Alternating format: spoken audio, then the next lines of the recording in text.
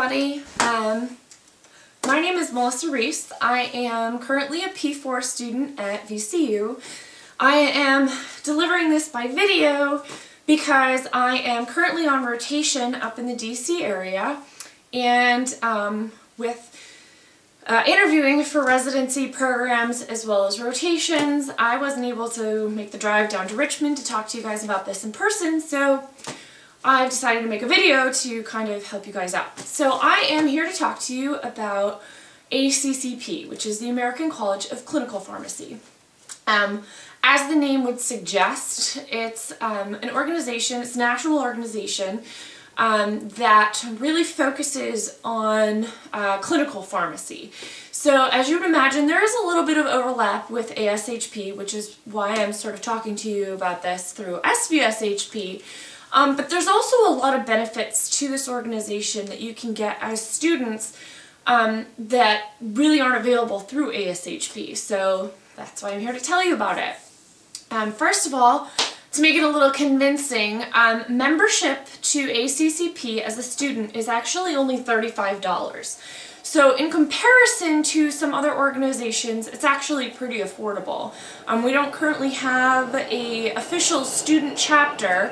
Dr. Yunker will be taking over as our faculty liaison, which is what we call our faculty advisor in ACCP.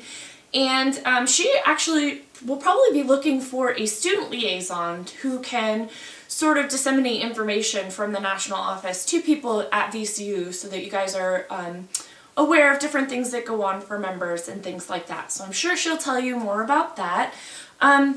So I made a little cheat sheet here so that I don't forget to tell you guys about anything.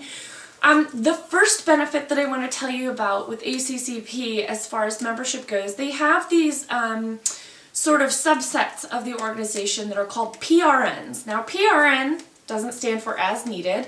It actually stands for Practice and Research Network. There are 22 different PRNs that are set up within ACCP. Now, currently as students, you can join one PRN for free. We're actually in the process of changing that, so it's going to be that you can join 2 PRNs for free as a student. And then I think it's $20 per PRN after that if you want to join, and that's for a year-long membership. So what is a PRN? A PRN is a practice research network, as I had said. It's sort of a group of people with a similar practice area that can get together and sort of get certain things accomplished. So there, as I said, there are 22 different PRNs, and they range from pediatrics, adult medicine, there's one for PK/PD and pharmacogenetics, there's one for education. If you log on to their website, you can see all the different PRNs that are available. So this kind of gives you an opportunity to see more in depth. They have email listservs within each PRN, so you'll get sort of, like I belong to the pediatrics PRN, and I will get emails periodically throughout the day of pharmacists. It's kind of like a network that pharmacists can reach out and ask questions about, you know, how do you do this in your hospital? How are you dealing with this drug shortage? So as a student, that's kind of interesting to see because you can sort of see some of the areas of question and like the sort of things that practicing pharmacists are looking to find out in their specific field. It might give you a better idea of whether or not you're interested in a particular field. So there's a couple other things. Various PRNs, they'll have committees that you can sit on as students, which is a great way to get involved.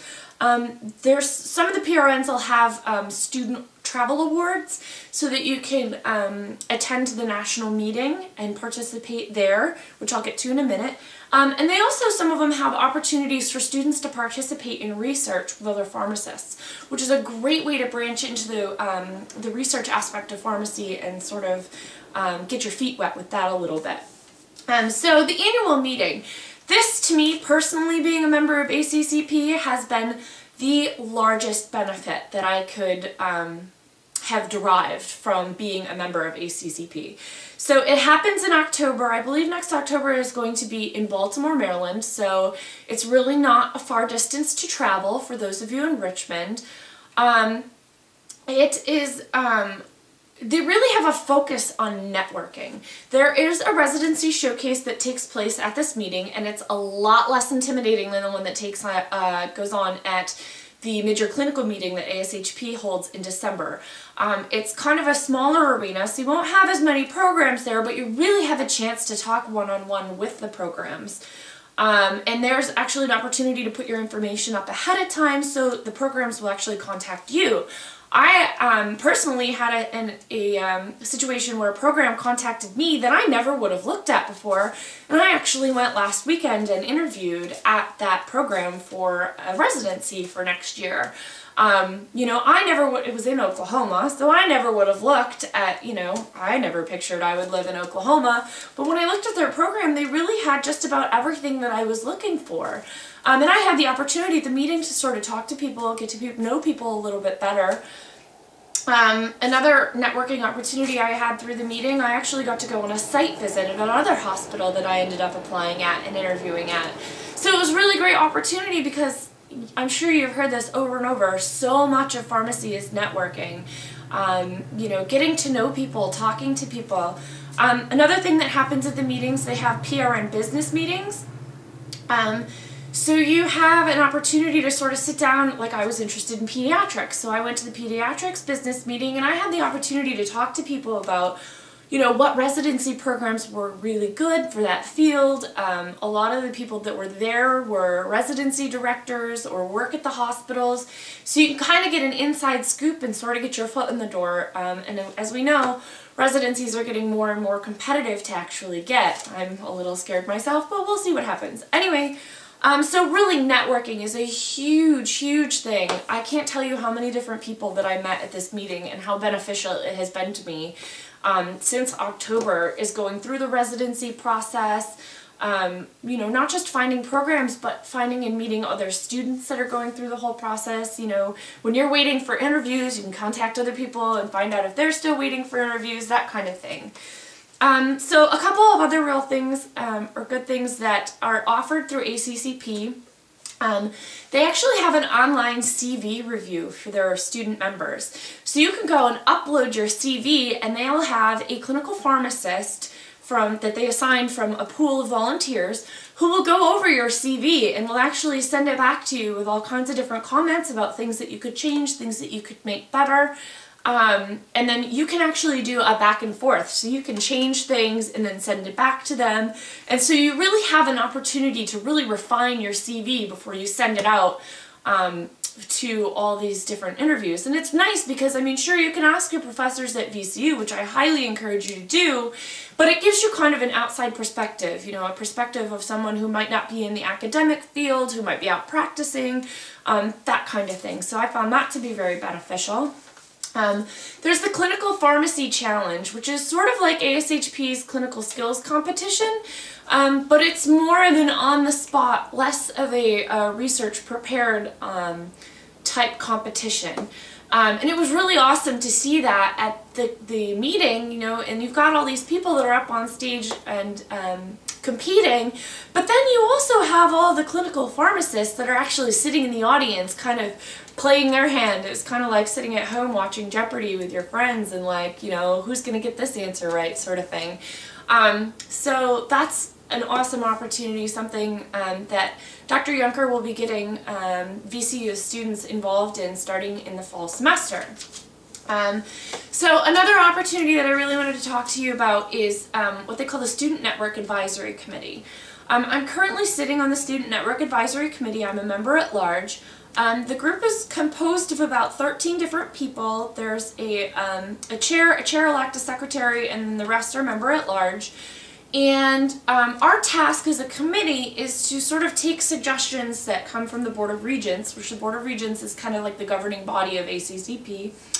And so they give us like a list of tasks that they'd like us to get accomplished during the year to try and make it a better experience for students who are members of ACCP. So I would highly encourage, if any of you guys are interested in leadership opportunities, it's been a great opportunity for me. I've gotten to network with other students on the committee and really, kind of help to make ACC better for students. Like I had said, we're changing the PRNs. Originally you could only belong to one for free.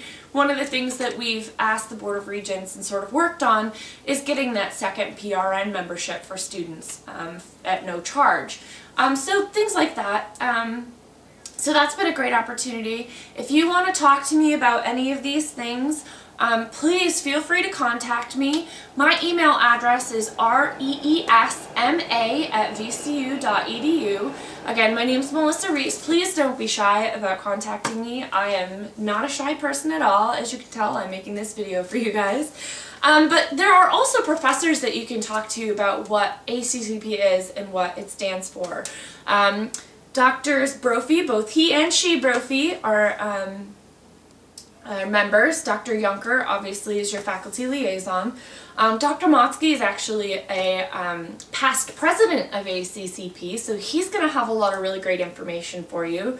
Dr. Chiang, Dean De La Fuente, Dr. Garnett, and Dr. Good are all ACCP members, and they can tell you about, I believe they're fellows too, but they can tell you about the benefits of membership and kind of talk to you about their experiences. And like I said, if you want to contact me about more about what my experiences have been like, I'd be more than happy to share that with you guys. I think ACCP is really, it's a really unique opportunity, especially for students who are interested in clinical pharmacy, to find out more information, to sort of try to figure out what specialty areas you might be interested in.